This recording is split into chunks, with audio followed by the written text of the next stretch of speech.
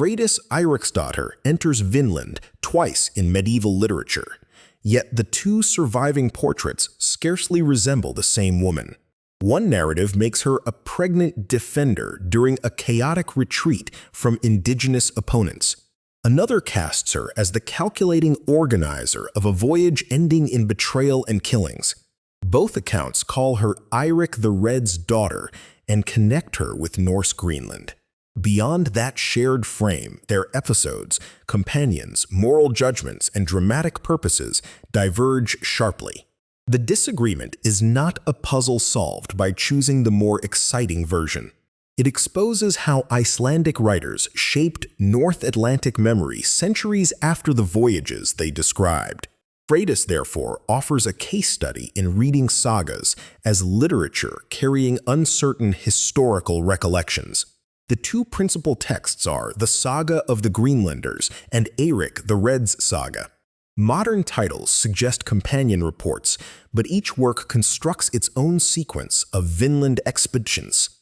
Neither saga survives in a manuscript written during the early 11th century setting of its events. Their extant manuscript witnesses belong to the later medieval Icelandic culture that preserved and copied them. Eirik the Red Saga survives notably in Hauksbók and the 15th century Skálholtsbók manuscript. The Saga of the Greenlanders is preserved in Flateyjarbók, compiled near the end of the 14th century. Composition dates remain debated, but both narratives stand generations removed from Freydis's supposed lifetime. Oral transmission may have carried names and memories before writing, although its exact contents cannot be reconstructed. The Greenlanders narrative distributes discovery among several voyages associated with Eirik's family and their companions. Eirik's saga concentrates exploration around Thorfinn Karlsefni, giving his expedition greater narrative weight.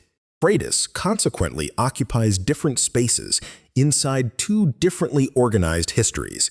In Eirik's saga, she travels with Karlsefni's colonizing party rather than commanding a separate commercial venture.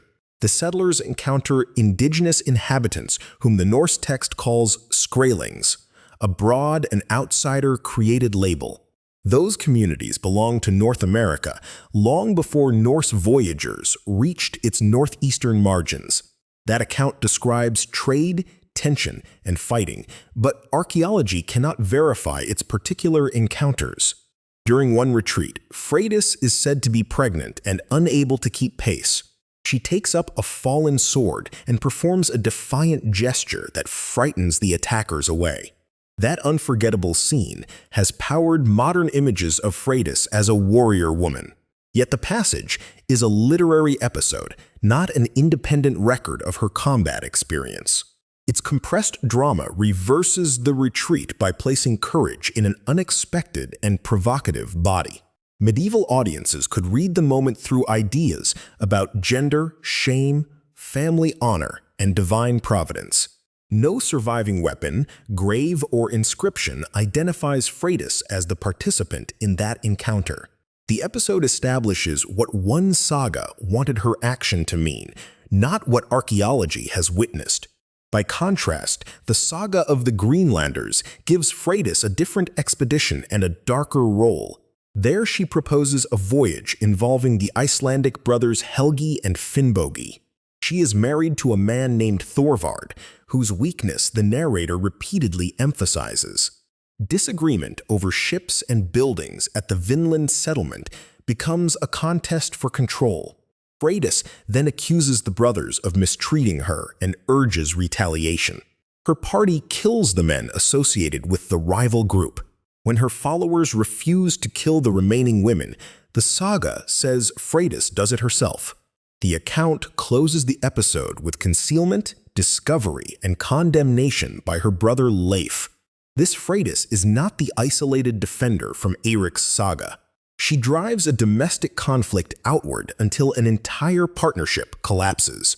Her violence also violates expected loyalties among travelers dependent upon cooperation far from Greenland. Scarce shelter, shipping capacity, food, and labor made partnership materially necessary in any Western venture. The story turns those constraints into the stage for treachery. Its moral design is visible in the way blame moves toward one person. Thorvard appears pliable, while Freydis supplies initiative, deception, and the decisive violence. That arrangement may reflect narrative convention as much as remembered conduct. Powerful women in Icelandic prose can propel feuds, expose weak men, or test social boundaries. It does show why character function cannot be separated from factual evaluation. The sagas even disagree over which expeditions happened and who deserves priority. Their Vinland geographies overlap loosely through places named Helluland, Markland, and Vinland. Routes, settlement sequences, and participant lists resist combination into one seamless itinerary. Many retellings nevertheless merge their most memorable details into a single Freydis biography. That synthesis creates apparent fullness by hiding contradictions between the sources. Responsible reconstruction begins by restoring each scene to the narrative that contains it. Then, shared elements can be weighed without assuming that repetition guarantees independence. Both works emerged within related Icelandic literary traditions and could draw upon circulating family memories. Agreement on Freydis's parentage may preserve a stable genealogical association.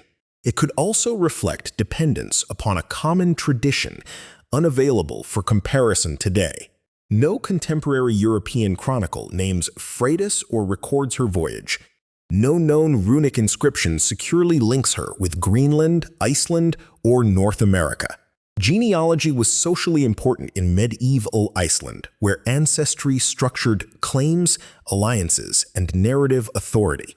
That importance could encourage accurate preservation while also inviting purposeful arrangement. Freydis's connection to Eirik and Leif makes her useful within stories about an exploring family. Her gender likewise intensifies both saga versions, though in opposing moral directions. One account converts her apparent physical disadvantage into the settler's moment of resistance. The other makes her command more destructive than the hesitation of surrounding men. Neither portrait should become a general verdict on women's roles in Norse society.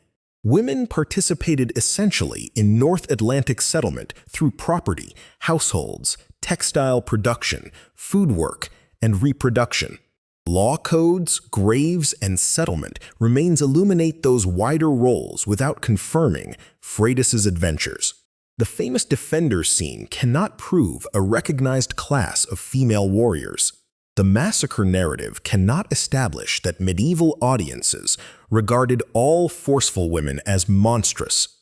Archaeology changes the discussion, but not by selecting between these portraits. At Lance Aux Meadows in Newfoundland, excavated buildings demonstrate a Norse presence around the year 1000. The site includes turf structures, iron-working evidence, and objects consistent with Norse activity. Dendrochronological research has identified woodcut in the year 1021 at the site. That date securely anchors Norse work in North America without naming individual travelers. The settlement's material record supports the saga's broad geographical horizon. It does not label the place Vinland, identify Freydis, or document a battle.